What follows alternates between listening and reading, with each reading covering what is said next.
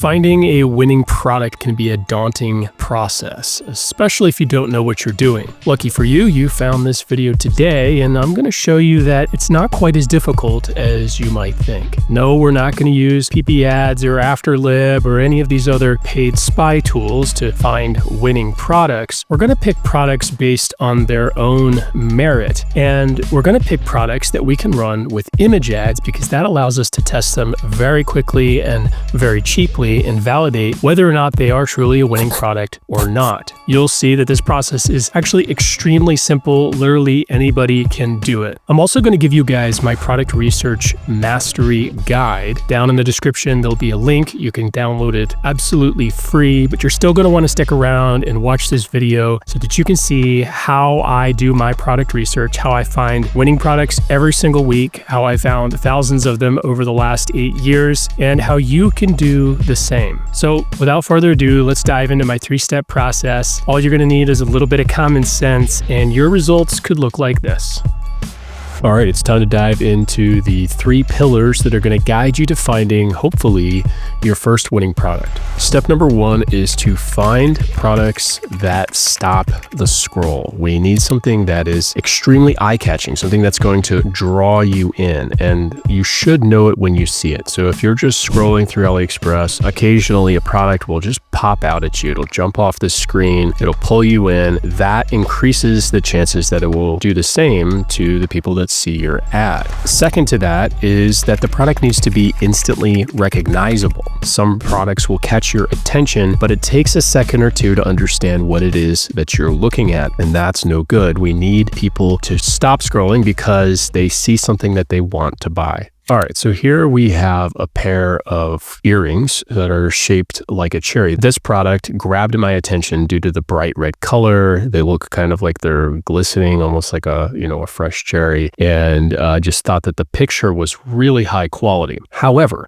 this product is not instantly recognizable. Somebody might see this and think that it's interesting, but it's going to take a couple of seconds to understand that it's a pair of earrings. But what this did is it sent me down a rabbit hole. It gave me an idea. Well, maybe there's another pair of cherry-shaped earrings that have a better picture. And so I came across these 2 products here. So we have this one. This is a nice photo. And then we have this one. And frankly, I like this photo better. Obviously, you can tell that it's an earring. The product still looks quite nice, but there is one negative to this photo here, and that is the fact that the earring itself is actually quite small, and that takes away from the attention grabbing factor. It also reduces the chances that it will be instantly recognizable. Yes, you can tell it's an earring, but it's only taking up about 5% of the actual picture there, and that means that there's a chance that as people are scrolling, that product isn't necessarily going to jump out at them.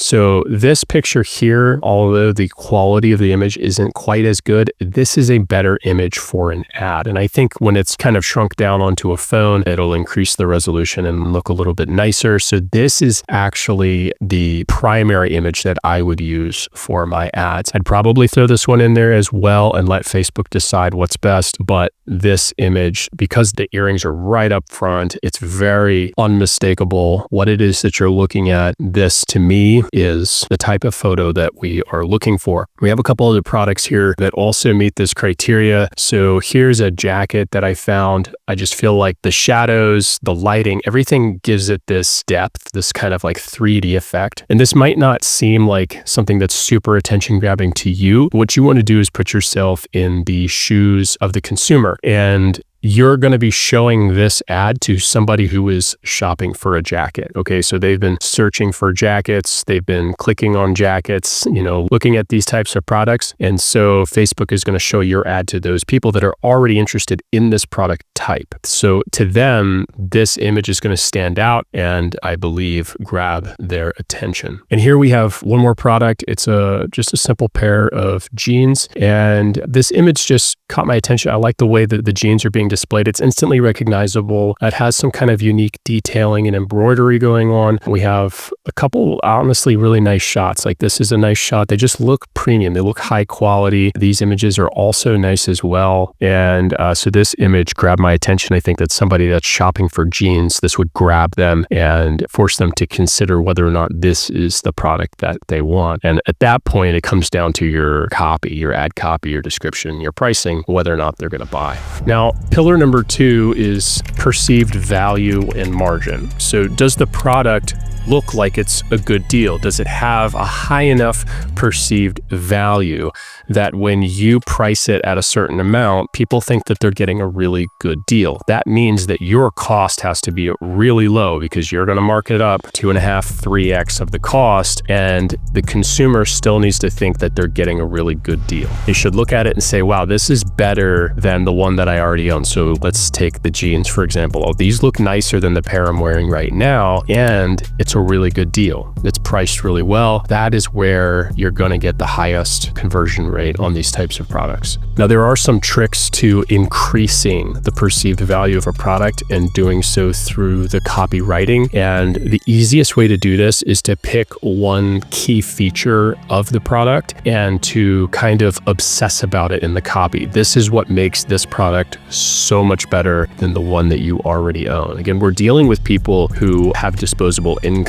It's very unlikely this is the first pair of jeans they've ever bought. They probably have 5 pairs in their closet or whatever, and they're just looking to replace something that's worn out or just looking for an upgrade. And so that is the consumer that you want to speak to in your copy. So let's take a look at those products again and analyze them for perceived value and margins. So going back to the cherry earrings, cost is extremely low. They're about like $4, $3-4. And I can definitely see somebody paying, about $30 for a pair of cheaper earrings. That's a reasonable price. If somebody really likes this design, then $30 is going to feel like a fair deal. It's going to feel like a good deal. I think if a major brand was selling these, they'd probably go for $80 or $90. And so $30, I think, would have the right level of appeal as far as the perceived value and value of that deal goes. Now, let's take a look at this jacket. The cost is $30. It's about $30, which is really cheap. If you were to buy a jacket like this at Nordstrom or some other, major retailer, you'd easily be paying $150 to $200 for this.